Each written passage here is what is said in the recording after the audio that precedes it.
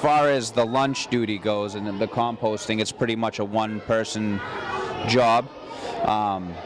As you can see here, we have all of our signs, everything laid out pretty simple. We also have these nice mesh guards that my boss Danny Dowd made to catch any solids that go in the liquid bins. Our setup is a little different than other schools because this suits us much better.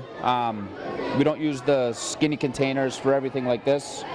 We've gone with the bigger barrels to cut down on trips to the dumpster, as well as, you know, using multiple trash bags every lunch period. So this is our recycling container. As most of you know, the black bag is can't go in our recycling dumpsters. So what I do at the end of the day is I bring this out, empty the cartridge, the containers into the dumpster, and then I throw the trash bag away. Same with the trash. This is all non-compostable, non-recyclable materials, your dirty plastics, your stuff like that. And then this is my compost barrel. We have items like this that seem to be plastic, but these are greenware. They're actually made of plants, so they are compostable as well, along with the green compostable bag. So at the end of the day, this just gets tied up and put into the compost bins for our compost company that comes and picks it up. Over here we have, we try to have a food waste, you know, don't waste food. So we try to put the food right here that instead of being thrown in the trash, we'd rather have it saved so we can give it to people in need. Over here is our compost, and we expect the children to come down the line. They'll start here with their food, and they will throw their tonic or their soda into this little bin after they drain it. Same process with the water bottles and the juices. We have the juices and everything poured into this bucket, and then they try to recycle their plastics or their milk cartons or their juice bottles. And in this barrel, we try to make sure that they try to throw their trash in here, and we try to outline everything on what goes into that barrel. As you see the charts here, this is what we expect to be thrown into this barrel. And when it comes to the compost, we expect the same process. We put up this chart here where we have the plates and all the compostable material items such as cups, bags. And as you see, they follow the routine. And as you watch as they go along, most of them know what we expect and how we can save and how we cannot throw the wrong items in the wrong bins. It's all about paying attention to details. And as you see, we have the bins all color-coded, and we'll take them to the designated spots, you know, when we dispose of everything. Like the compost goes outside with the other compost, and it gets picked up every Tuesday and Friday. And in the trash now, just one bag. We used to have about maybe 10 bags. That goes into the dumpster. And then we take the recycling and we wait to fill the bag. And then we dump the bag into the big recycling bin we have. So before, we used to just take out a bag, and sometimes it'd be half full or not full. Now we wait to be full, and it works out fine. It's like we're doing actually less, and it's easier, and it helps the whole process. It's not as time consuming anymore. So for us custodians, I think it's a fantastic way that we designed it. And how well do you like having the liquids poured off separately? The liquids too is a great process because we have a barrel washer here at Woodhill High Plain, and we find that it's a lot easier because we don't have a lot of spillage everywhere. The weight of the trash barrels aren't heavy anymore. We just have that little liquid barrel that we dump, and it's just a nice process. And then we wash the barrel for the next day. We have a nice barrel washer, and it's hot water, and it cleans it good. No smell, and it works out great. Well, as of the extra work, I don't really have time to do it, but I make time. I just come and go as I can. and try to, if I miss lunches or anything like that, I'll just have to sort through it if I have time. But sometimes I'm lucky enough to have students come help me nowadays. I mean, I still think we're doing pretty good, as far as, as much as the kids that do it, I think the majority is probably good.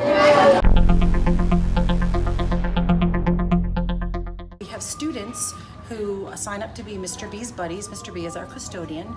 And at 2nd, 3rd, and 4th grade lunch, we have students who wear shirts, and they come in right off the playground, eat their lunch, and then they help with wiping down the tables, reminding students how to recycle. And we have some 4th graders who actually stand at the recycling station, so the right decisions are made by students, and it's not seen as a joke.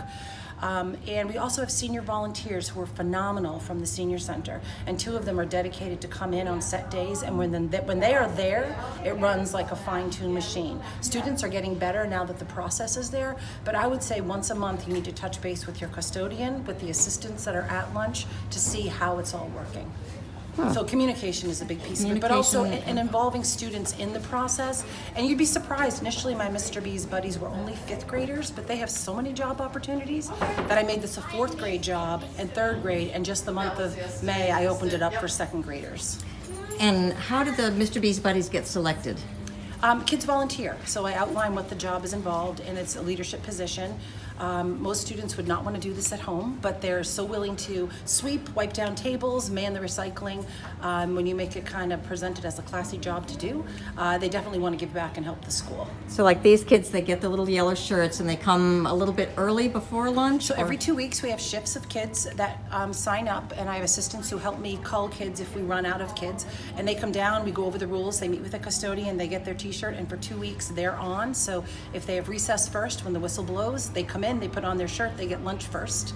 Then once they're done, they clean up. If they eat first, they get to come before their class lines up. They'll come down to get a jump start on their lunch. And they really do want to give back to the community, and they take pride when they do it.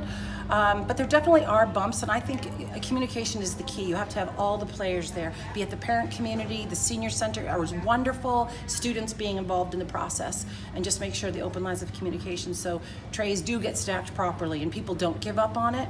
It's a very important initiative, but I think you do need to have the conversation going. I figured we needed to get the kids involved. The students have to take ownership of the program in order for it to be successful. So what I did, I had lots of volunteers to begin with. It was new, it was exciting, but how do you sustain that over time? So part of the program is that they can take a badge if they would like to volunteer. I do have a limit on volunteers, 3 per station, because at that point it just gets too many kids.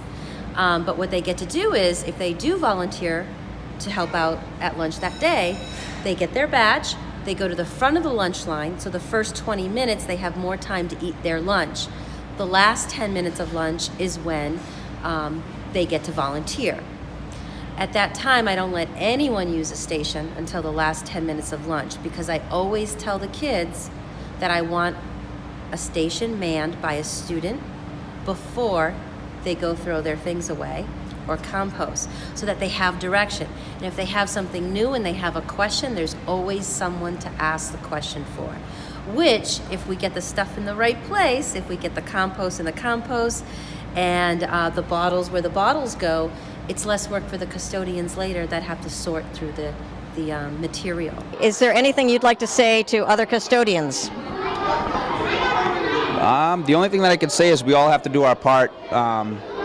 This is our community, whether you live here, we all work here, and by doing this, we're doing our part to help the community and to conserve and reuse and refuse. Well, I think organization is the key, and I think having the displays, helps out, because kids do try to pay attention to details. So if you put the details there for them, it's an easier process for them to follow. And they would probably ask you, how much extra work is it really? It's really not that much more extra work. Instead of emptying 3 barrels into a dumpster, you take 6 out and sort it out. Maybe an extra 15 minutes a day. When you weigh the good that we're doing with this program versus the extra time and the extra effort, it is by landslide victory, you know, to do better for the community than the little bit of extra work that this does create.